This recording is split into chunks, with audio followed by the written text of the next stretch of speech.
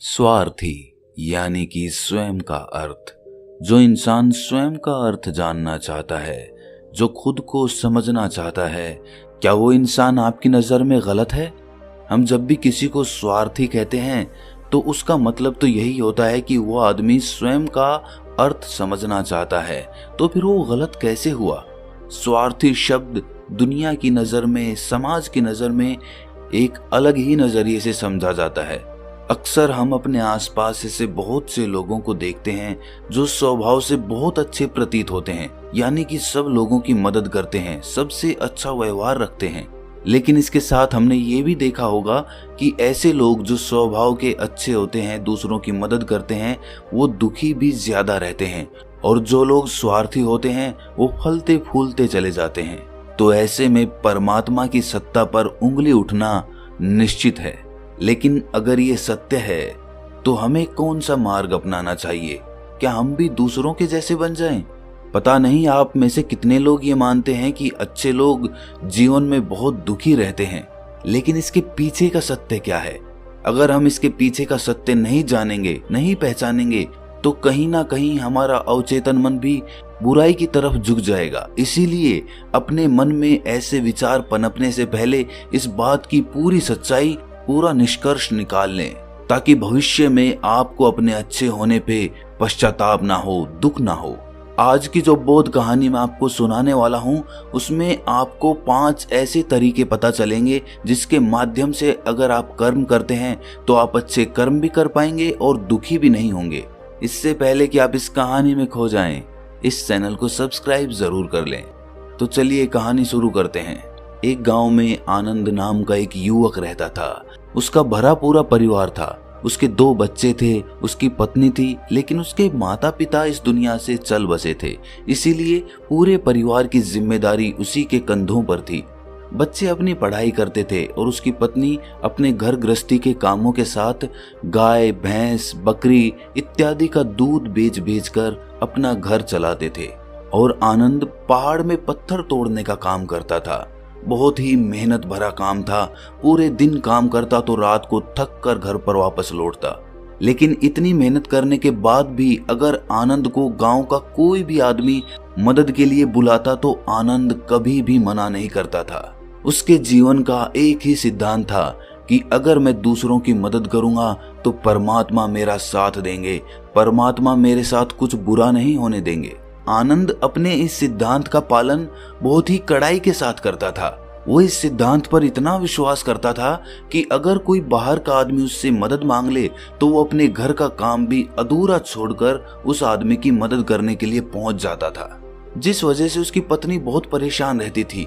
वो अक्सर आनंद को समझाने की कोशिश करती थी कि सबसे पहले अपना काम करो, अपने परिवार को देखो। 2 बच्चे हैं हमारे और फिर भी तुम दूसरों के काम करने में लगे रहते हो। अरे अपने घर को तो संभाल लो, अपना घर संभल नहीं रहा, दूसरों की मदद करने चले हैं। और जब ऐसी ऐसी बातें आनंद के कानों में पड़ती तो उसके हृदय में कांटा सा चुभने लगता था और उन दोनों में लड़ाई झगड़ा शुरू हो जाता था। अक्सर उनके लड़ाई झगड़े का यही सबसे बड़ा कारण होता था। लेकिन ना तो आनंद अपने आप को बदल पाया और ना ही उसकी पत्नी ने उसको समझाना कभी बंद किया। इसी वजह से आए दिन उनके घर में कलेश होता रहता था। जहां तक उस गांव वालों की बात थी तो वो आनंद के स्वभाव को जानते थे और वो जानबूझकर जो काम आसान भी होता था, जो उनके सामर्थ्य में भी होता था, उस काम के लिए भी वो आनंद को बुलाते थे ताकि उन्हें कम मेहनत करनी पड़े। कहने का अर्थ ये है कि गांव वाले आनंद की इस भलमनसाहत का फायदा उठाते थे, लाभ उठाते थे और सब पीछे से उसका मजाक उड़ाते थे, उसे बेवकूफ कहते थे। ऐसे ही समय बीतता रहा और एक दिन आनंद की पत्नी बहुत ज्यादा बीमार पड़ गई। आनंद से जो कुछ भी सेवा हो सकती थी उसने वो सब अपनी पत्नी के लिए किया। उसने गांव के वैद्य को बुलाकर अपनी पत्नी की जांच करवाई, लेकिन ये रोग उस वैद्य की पकड़ के बाहर था। इसीलिए उस वैद्य ने कहा कि तुम अपनी पत्नी को नगर में जाकर किसी बड़े वैद्य को दिखाओ तो तुम्हारी पत्नी की जान बच सकती है। जल्द से जल्द नगर पहुंचने की व्यवस्था करो, नहीं तो तुम्हारी पत्नी के प्राण संकट में हो जाएंगे। ये सुनकर आनंद के पैरों तले जमीन फिसल गई। उसने ये नहीं सोचा था कि उसकी पत्नी के प्राण संकट में हैं। वो सोच रहा था कि कोई साधारण सा रोग होगा जिसका इलाज हो जाएगा। लेकिन जब उसने वैद्य की ये बात सुनी तो वो घबरा गया। अब पत्नी को नगर तक कैसे लेकर जाए, क्योंकि उसके पास इतना धन नहीं था कि वो अपनी पत्नी के लिए एक घोड़ा गाड़ी करके उसमें अपनी पत्नी को लिटाकर नगर में ले जा सके। उसकी पत्नी की हालत बिल्कुल चलने की भी नहीं थी, इसीलिए उसे नगर पहुंचाने के लिए किसी घोड़ा गाड़ी की जरूरत थी। संयोग से उसके पड़ोसी धन्नू के पास एक घोड़ा गाड़ी थी। वो अक्सर व्यापार के लिए अपनी घोड़ा गाड़ी नगर में लेकर जाया करता था। इसीलिए आनंद के मन में विचार आया कि मैं धन्नू की घोड़ा गाड़ी ले सकता हूँ। मैं धन्नू की इतनी मदद करता हूँ, कभी उसके काम को नहीं टालता, तो वो तो मेरे काम को कभी मना ही नहीं कर सकता। और यही सोचकर वो घोड़ा गाड़ी लेने के लिए धन्नू के पास पहुंच जाता है। लेकिन धन्नू बहुत ही चालाक इंसान था। वो बिना किराए के अपनी घोड़ा गाड़ी अपने सगे संबंधियों के लिए भी नहीं ले जाता था। तो आनंद की तो दूर की बात रही। जब आनंद ने उससे घोड़ा गाड़ी के बारे में पूछा तो उसने ये कहकर उसका ये काम टाल दिया कि मेरे घोड़े बहुत ज्यादा बीमार हैं, वो शायद बच भी मुश्किल से पाएंगे। 5 दिनों से वो कुछ नहीं खा रहे, तो ऐसे में बेचारा घोड़ा गाड़ी लेकर कहाँ नगर तक पहुंच पाएगा। हाँ, अगर तुम कुछ धन की व्यवस्था कर सकते हो तो मैं अपने एक मित्र की घोड़ा गाड़ी तुम्हारे लिए मंगवा सकता हूँ। ये सुनकर आनंद परेशान और चिंतित हो गया, क्योंकि उसके पास धन तो था ही नहीं। इसका मतलब उसकी पत्नी बड़े नगर में वैद्य के पास इलाज के लिए पहुंच ही नहीं पाएगी। उलझन भरे हुए विचार लिए हुए जब आनंद वापस आ रहा था तो उसने एक दिल को झंझोड़ देने वाला दृश्य देखा। उसने देखा कि धन्नू के घोड़े, जो धन्नू के अनुसार बीमार थे और कुछ खा भी नहीं रहे थे, वही घोड़े गांव का ही एक युवक उसकी बाड़ से खोलकर बाहर ला रहा था और गाड़ी में उसको जोत रहा था। ये देखकर पहले तो आनंद को कुछ समझ में नहीं आया। उसके बाद जब आनंद ने उस युवक से पूछा तो उसने बताया कि धन्नू ने ये घोड़ा गाड़ी उसे किराए पर दी है। ये सुनकर आनंद का दिल टूट गया। उसने कभी सपने में भी नहीं सोचा था कि उसका सबसे अच्छा मित्र धन्नू उसके साथ ऐसा कर सकता है। हालांकि ये इस बात पर दुखी होने का वक्त नहीं था, इसीलिए आनंद वहां से जल्दी से लौट जाता है और गांव के ही एक सेठ के पास जाकर कुछ धन उधार लेकर धन्नू को दे देता है। धन्नू अपने मित्र की घोड़ा गाड़ी मंगवा देता है, जिसके बाद वो अपनी पत्नी को वैद्य के पास नगर में ले जाता है। जब उसकी पत्नी का इलाज चल रहा था तो आनंद यही सोच रहा था कि एक वो दिन था जब धन्नू की बेटी बीमार हो गई थी और धन्नू यहाँ पर नहीं था, तो मैं पूरी रात वैद्य जी के पास उसके लिए बैठा रहा था, उसकी देख रेख की थी, उसकी सेवा की थी। इतने दिनों तक धन्नू नहीं आया था, तब मैं ही उसके परिवार की देख रेख किया करता था। हाय, कैसा दुर्भाग्य है ये। जिसके लिए मैंने इतना कुछ किया, उसने एक घोड़ा गाड़ी देने से मुझे मना कर दिया, और वो भी तब जब मेरी पत्नी जिंदगी और मौत के साथ खेल रही थी। कुछ देर बाद वैद्य बाहर आकर आनंद को एक बहुत बुरी खबर देता है। वो आनंद को बताता है कि उसकी पत्नी को कर्क रोग हो चुका है और इसका कोई भी इलाज नहीं है। उसके पास कुछ समय ही शेष बचा है। ये सुनकर आनंद दुखी होकर वहीं जमीन पर बैठ गया। उसकी पूरी दुनिया उजड़ने वाली थी और उसे कोई रास्ता नजर नहीं आ रहा था। कुछ समय बाद उसकी पत्नी चल बसी और अब दोनों बच्चों की जिम्मेदारी उसके कंधों पर आ गई थी। लेकिन यहाँ पर आनंद के सारे सिद्धांत टूट चुके थे, उसके सारे भ्रम खत्म हो चुके थे। अब उसके दिमाग में एक ही बात थी कि अच्छा कर्म करने से परमात्मा साथ नहीं देता, बल्कि बुरे लोग फलते फूलते हैं, और इस बात का मैं सबसे बड़ा गवाह हूँ।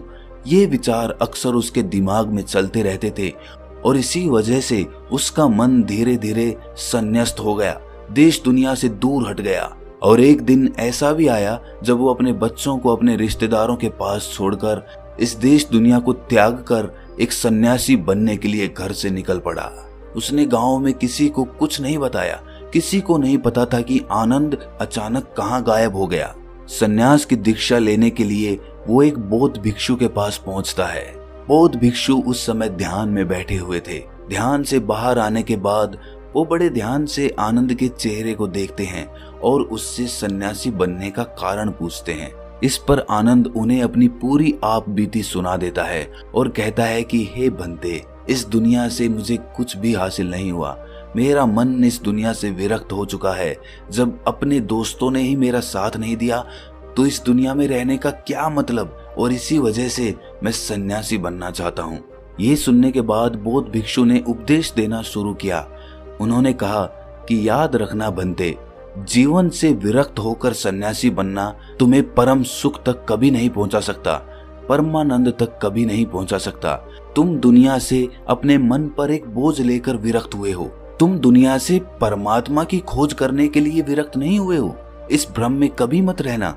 तुम संसार से विरक्त हुए हो क्योंकि संसार ने तुम्हें धोखा दिया, ऐसा तुम्हें लगता है। इसीलिए तुम परमात्मा पे कभी विश्वास नहीं कर पाओगे और ना ही उन पे अपनी पूर्ण आस्था बना पाओगे। इसीलिए सन्यासी होने का भी तुम पूरा लाभ कभी नहीं उठा पाओगे। सन्यासी होने का लाभ तब मिलता है जब हमारी प्रभु में, परमेश्वर में, परमात्मा में पूर्ण आस्था बन जाती है। मैं तुमसे पूछता हूँ, क्या तुम्हारी आस्था परमात्मा में है? ये सुनकर आनंद कहता है कि हे बंते, मैं तो दुनिया देख कर आया हूँ कि जो बुरे कर्म करता है वो फलता फूलता है, और जो अच्छा काम करता है उसे प्रभु कुछ भी नहीं देता, परमात्मा उसे दुख ही दुख देता है। इसीलिए मैं परमात्मा पे अपनी पूर्ण आस्था कैसे बना सकता हूँ? ये सुनकर उस बौद्ध भिक्षु ने कहा कि यही तो मैं तुम्हें समझाना चाहता हूँ कि तुम पूरी ऊर्जा अपनी सन्यासी जीवन में लगाओ और उसके बाद भी तुम्हें फल प्राप्त ना हो तो तुम्हें कैसा लगेगा। इसीलिए किसी की भी मदद करने के मैं 5 सिद्धांत तुम्हें बताता हूँ। ये 5 सिद्धांत समझकर संसार में वापस लौट जाओ और संसार में एक ग्रस्त जीवन जियो। उसके बाद ही सन्यासी जीवन का उदय होता है, जब हम अपने ग्रस्त जीवन को पूर्ण रूप से समझ लेते हैं और अपनी जिम्मेदारियों का निर्वाह कर देते हैं। ये कहकर बौद्ध भिक्षु ने कहना शुरू किया कि जब भी तुम किसी की सहायता करते हो, किसी की मदद करते हो, तो उसमें सबसे पहली बात, सबसे पहला सिद्धांत जो ध्यान में रखने का होता है वो होता है कि किसी की मदद करते वक्त, किसी की सहायता करते वक्त कभी भी उससे उम्मीद मत रखना। ये मत सोचना कि आज मैंने इसकी सहायता कर दी, मदद कर दी, तो कल बदले में ये भी मेरी सहायता करेगा, मेरी मदद करेगा। अगर तुम ऐसा सोचोगे तो तुम्हें जीवन में दुखों का सामना करना ही पड़ेगा, क्योंकि एक नहीं तो दूसरा, या दूसरा नहीं तो तीसरा, कोई ना कोई तुम्हारी उम्मीद जरूर तोड़ेगा। और वास्तविकता में वो मदद या वो सहायता नहीं होती है, वो हमारे लालच का ही एक रूप होता है।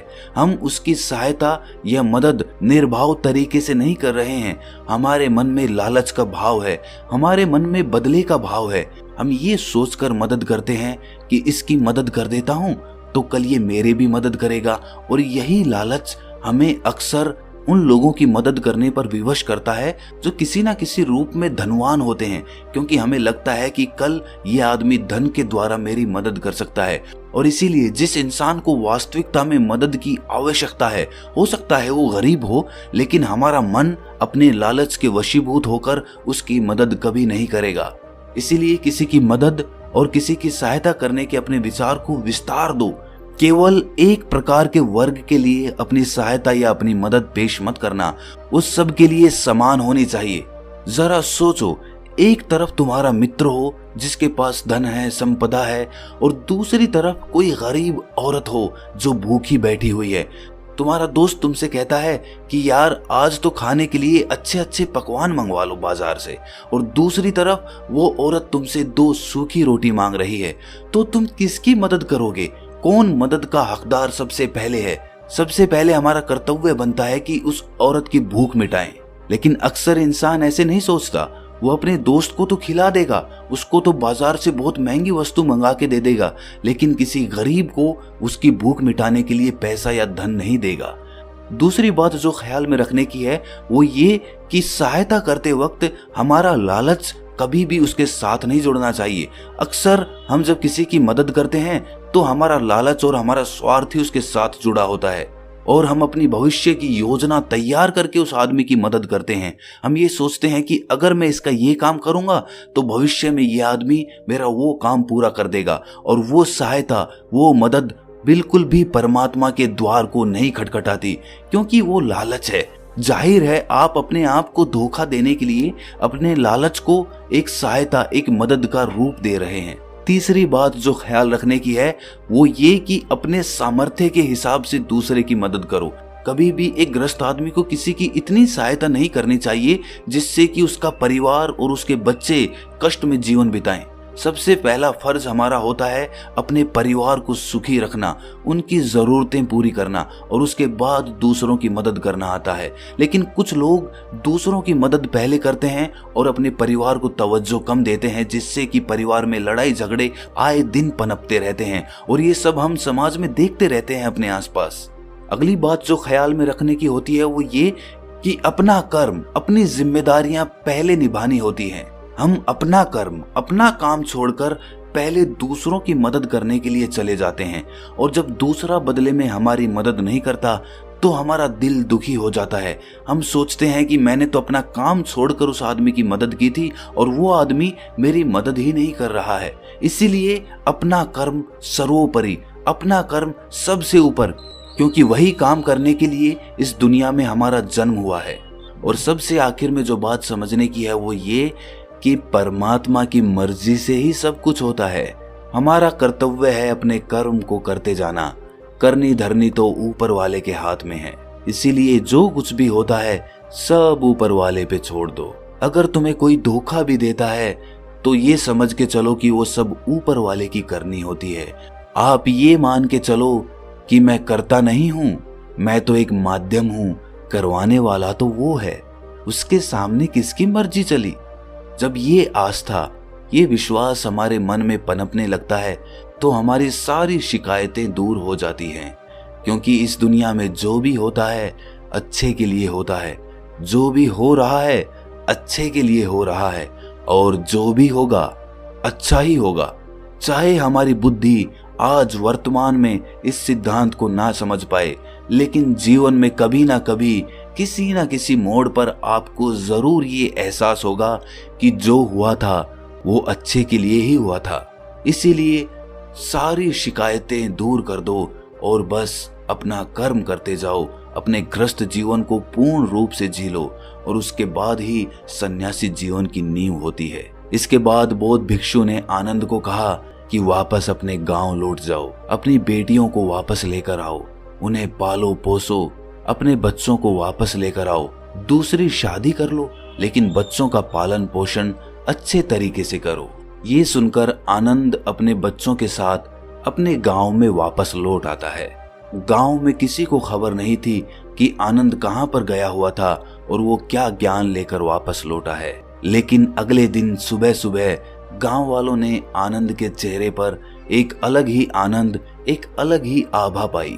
तो दोस्तों, कैसी लगी आपको ये कहानी कमेंट सेक्शन में जरूर बताना और अच्छी लगी तो इस चैनल को सब्सक्राइब जरूर कर लेना।